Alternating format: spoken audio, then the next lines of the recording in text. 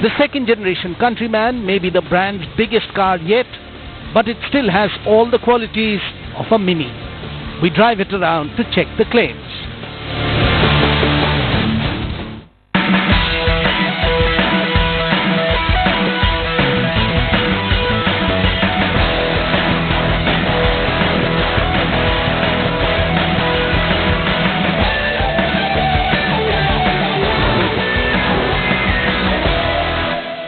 The world's appetite for crossovers is increasing every day, and India is no different. Representing the Brits is Mini with the Countryman, and in its latest generation, it's bigger and promises to be better in every way. We have the Cooper S petrol variant in the JCW inspired kit, and we'll tell you everything you need to know about the car.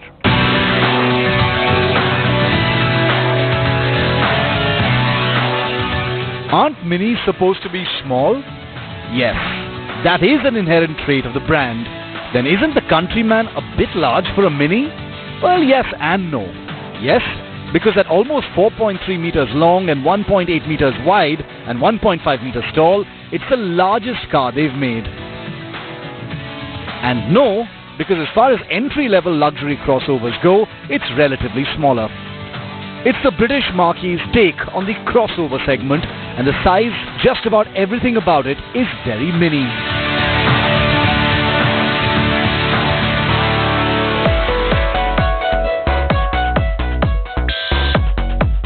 Take the exterior, for instance.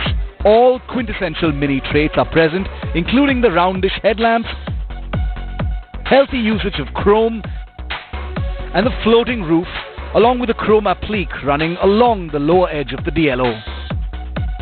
This particular variant, Cooper S JCW inspired, additionally features certain elements that help differentiate it from the regular Cooper S and D variants. Exclusive to the JCW trim are the 18-inch alloys, the two-tone British racing green paint job, along with a sportier set of bumpers and a rear spoiler. Also reserved only for the JCW spec Countryman are rear-view camera and keyless entry, or as Mini calls it, comfort access system. Just wish the Union Jack-style tail lamps of the hatchback would have filtered down to the Countryman as well. The interior too is quintessentially Mini. You get the signature round element over here with the LED lighting and a touchscreen, round dials for the aircon controls, these aircraft-like toggle switches, this nice chunky steering wheel with red stitching courtesy the John Cooper Works inspired kit, and this minimal instrument console over here with the speedo, tacho and everything else, and a cool looking head-up display.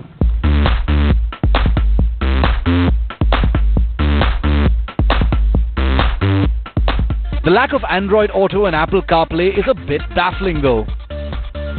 Perhaps the only un-Mini-like thing about the Countryman is the fact that unlike the rest of the lineup, everything you see here is part of standard equipment. This means the price listed on the website includes everything, so you won't be adding lakhs to the price by ticking the options list.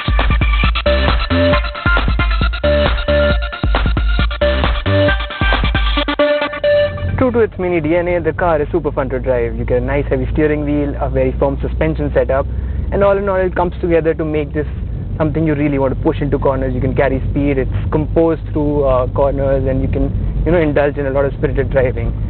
The suspension is a little firm obviously, but that does make it ride a little harsh on bad roads, but then that's a good trade-off for the kind of handling and dynamism you get with the car.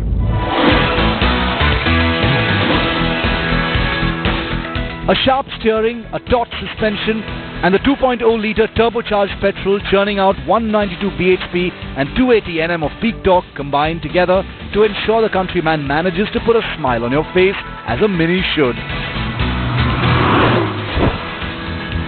This being the JCW spec, it comes with an 8-speed sport automatic Steptronic transmission, which is a wee bit quicker than the 8-speed auto found in the other variants. It does a fine job of keeping the car in the right gear, more so when flicked left into S. And you can always take matters into your own hands quite literally with paddle shifters found only in the JCW variant. The Sport mode dials things up a notch, and best of all, it makes the Countryman sound better with fairly audible pops and crackles on the overrun.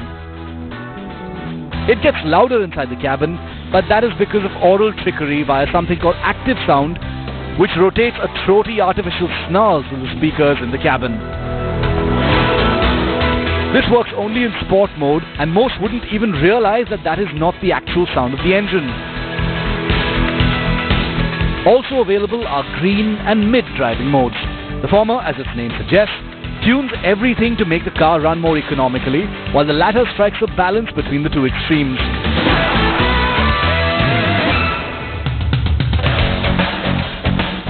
Despite being a crossover, the India spec Countryman is strictly front-wheel drive, missing out on Mini's all-4 all-wheel drive setup. Aside from the obvious gains in its off-road ability, power to the rear wheels will add to its handling prowess. The Countryman is undoubtedly a Mini at its core, despite its relatively generous proportions. It's a definite head-turner. It's fun to drive and has a cabin that feels special. If I were to choose between Mini's 5-door options, 5-door hatch, Clubman and Countryman, I would definitely pick the crossover. At 41.4 lakh rupees ex-showroom, the Countryman, in the Cooper S JCW-inspired spec, may seem to be the most expensive Mini. It actually works out cheaper than the rest of the lineup, since it gets a lot of essential equipment as standard.